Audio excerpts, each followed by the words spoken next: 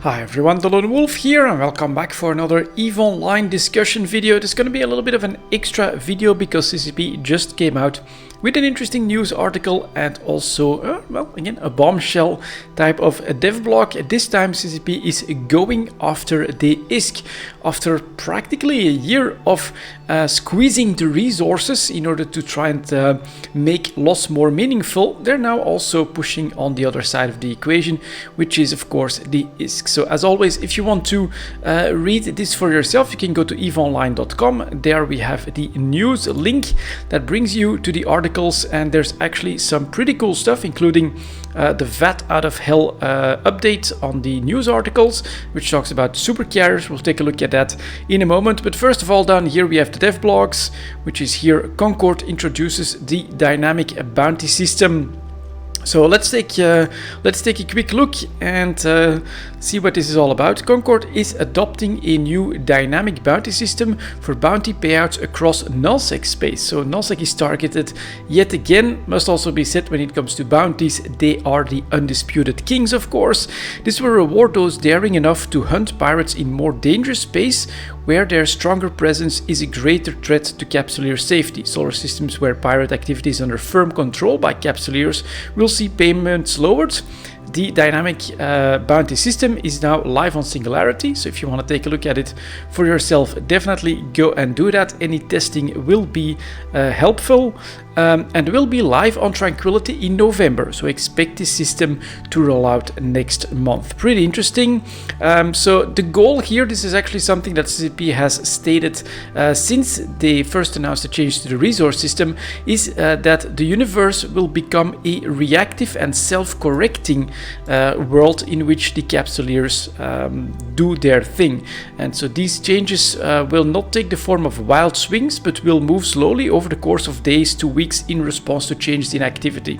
And so at first we thought that, well, this would be for the resources, and I still think that the long-term goal is to have something like that for the spawning of belts and perhaps other ways of gathering resources, but now they're already putting a dynamic system in for ISK generation through bounties, which is through ratting, of course.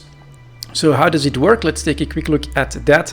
Every solar system will now have an ever-changing bounty multiplier that is applied to any bounty payout earned in the system. As an example, if a solar system multiplier is at 110% and you kill a pirate that has 100,000 disk bounty, the payout will be 110,000 disk. However, some of that will be captured by the revamped encounter surveillance system. More on that next week, it seems. Interesting. This multiplier will always be visible in the star map, so you can locate high value solar systems in which to hunt pirates. So it looks like it, I hope that it will also just always be visible whenever you play the game on the top left for the local system information. Looks like it is, right? This is your system.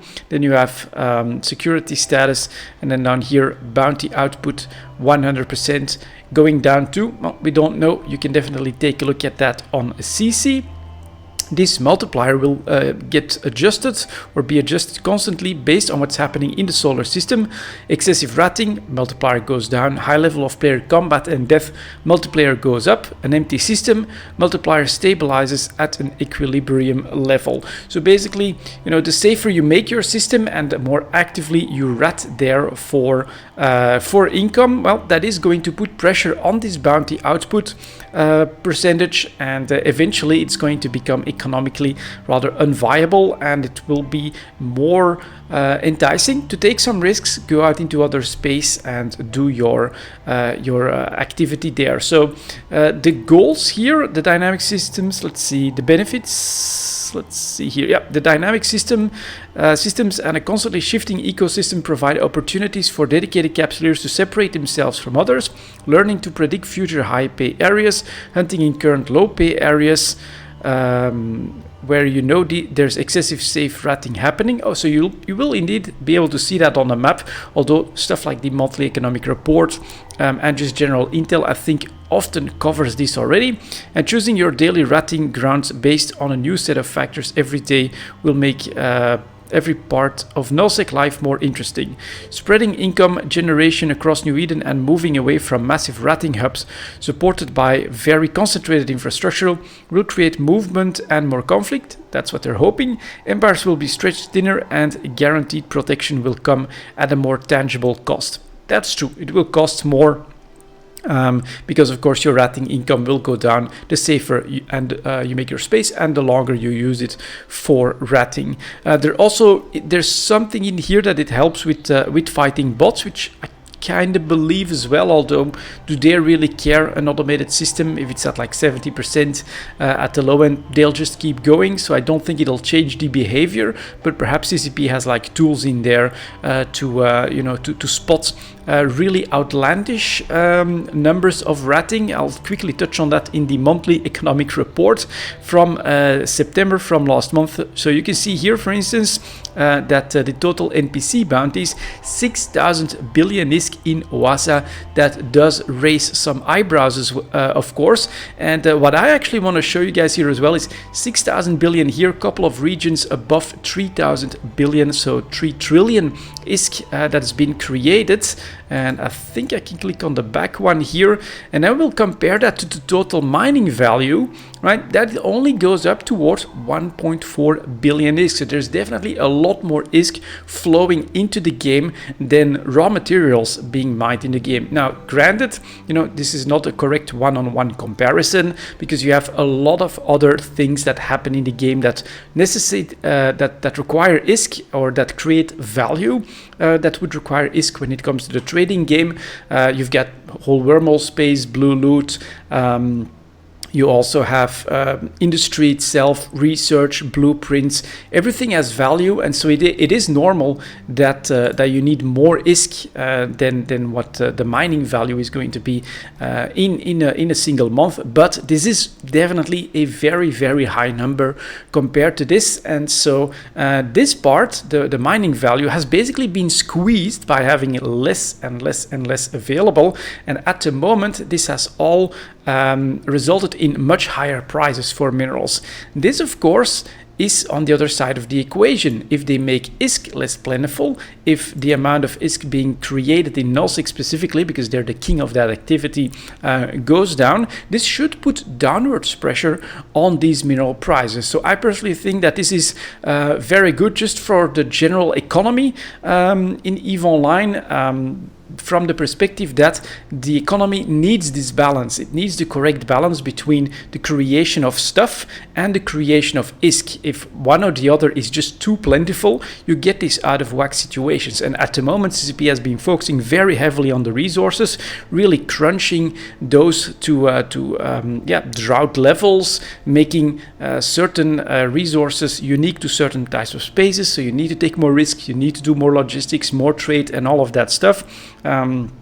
If they kept the spigots open for ISK as well, the response was going to be what we're seeing at the moment, very, very high prices all of a sudden. And so in order to counter that a little bit, do something about the ISK generation, and that's exactly what they're doing with this dynamic bounty system. So from my perspective, I think that this is a healthy thing for the game in general, again, for the economy, and for putting a little bit of downward pressure on that increased cost of a Tech 1 battleship, a freighter that has doubled in price over the last year, and things like that.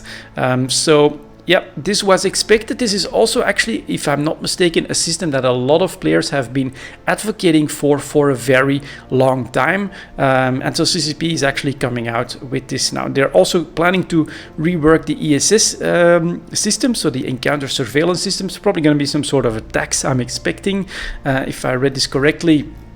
Down here, that so if you're at 110% and you kill a pirate, so a rat in that system that has 100,000 ISK payout, you get 110 ISK. However, some of that will be captured by the revamped encounter surveillance system.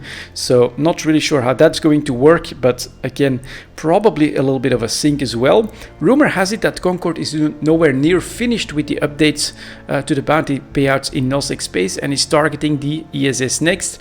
probably more stuff after that as well, perhaps even having a dynamic respawning system of some of the anomalies and things like that, which could then also be tied to the same thing for belts and all of that stuff. What I'm a little bit surprised by personally is that the dev blog says across nullsec space, so not in low sec, not in high sec. I'm surprised by that.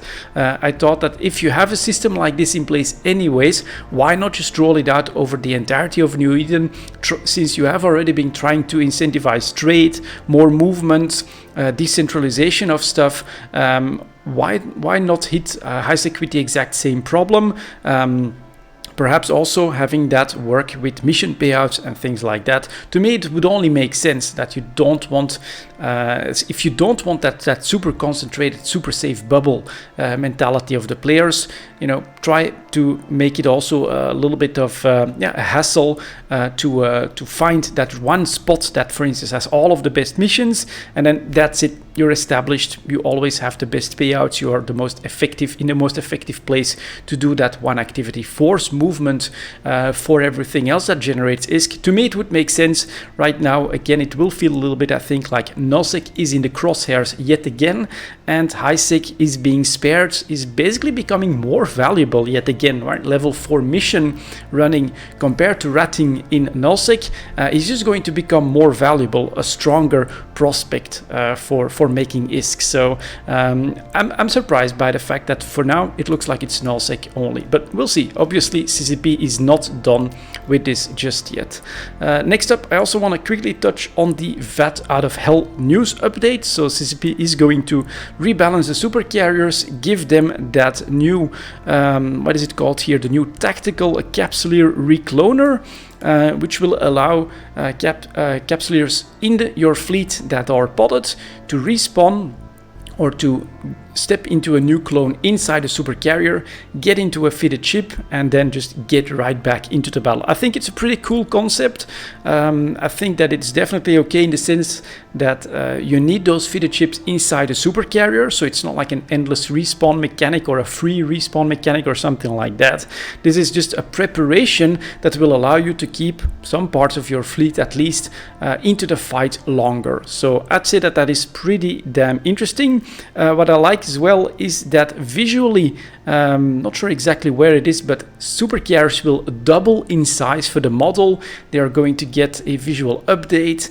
Some of these graphical effects that you can see on the picture here are going to be a part of all of them as well. I think that that's pretty damn cool. And then there's some rebalancing happening as well. Nothing too major from my perspective. Let me know in the comments if I'm wrong. So Wyvern and Eon fighters damage bonus increased by 7.5%.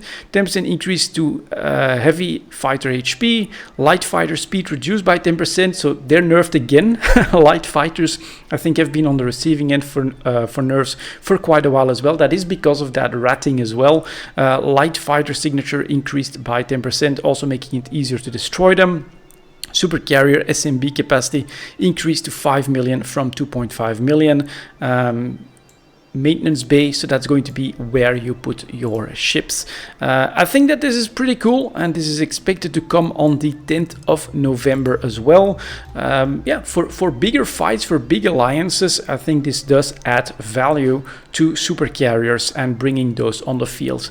That's my personal opinion on that. Of course, I'm a Care Bear myself, so I don't know if you guys have other opinions. Definitely put those in the comments.